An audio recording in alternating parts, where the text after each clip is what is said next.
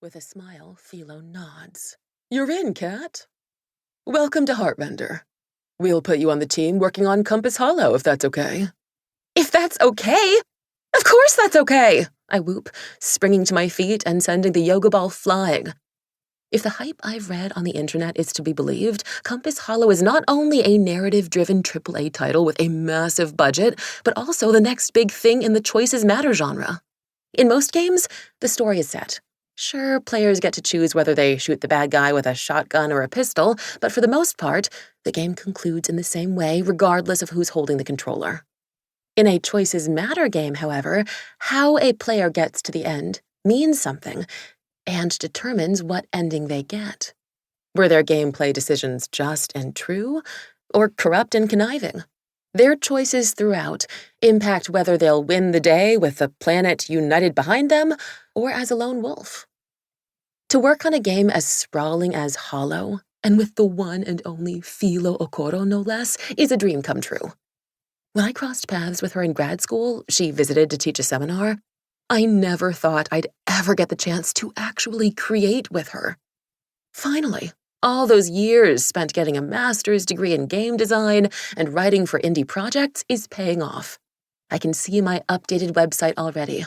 Catherine Lee, writer for Heartrender Studios and Compass Hollow.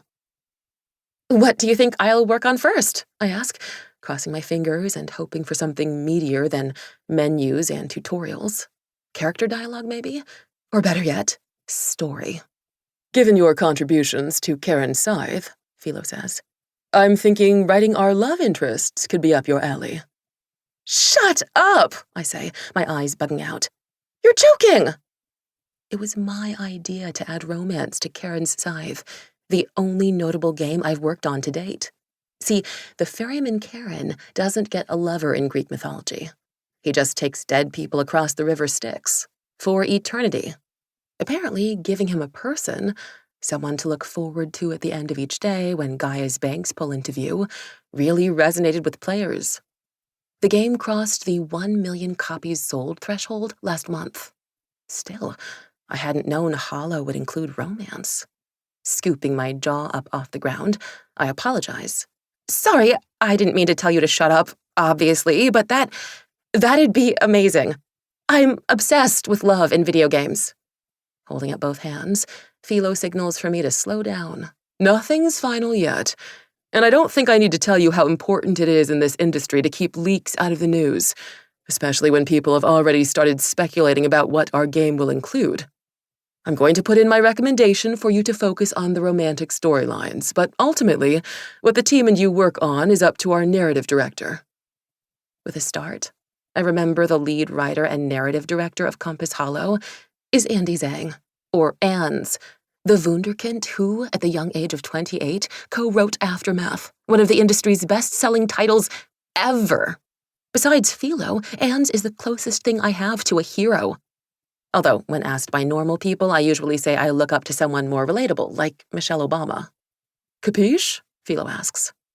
Bobbing my head, I pretend to zip my lips and throw away the key. Got it. Will I get to meet Ans today? And does Ans go by she, her, or they, them these days? Last I checked, either works, Philo says. They use both interchangeably, so that's what I do too when referring to them. As for meeting them today, we'll see. They're pretty busy, so no promises. In the meantime, let me give you a tour and introduce you to whoever's around. We walk out of Philo's office and down the corridor, past glassed-in conference rooms named fun, quirky things like Hyrule and Tamriel, before descending a short flight of stairs. On the main floor, I meet a few dozen designers and engineers hunkered down in low-wall cubicles, before Philo weaves us through a more open area, where there's a pool table along with several old-school arcade machines.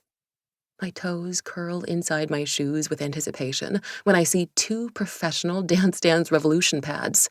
But I tear my gaze away from the unoccupied game and instead hurry after Philo, who's leading me down a long hallway off to the right. This is our office kitchen, which we call the Ogre Mound, she says, pointing to her left. We get tacos catered every Tuesday, but be on your guard. The testers work literally across the hall. They're vicious, and they will eat everything within 15 minutes of it being delivered. Following Philo's finger.